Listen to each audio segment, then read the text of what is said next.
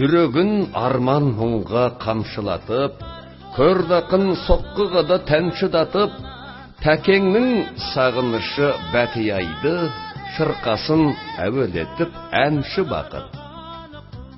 Ақынның сүйген жарымен балаларын ел жұртына аманат етіп тапсырып, қимастықпен кетіп бара жатқандағы жүрегінен туған бұл әнін әнші бақыттың орындауында тыңдайсыздар.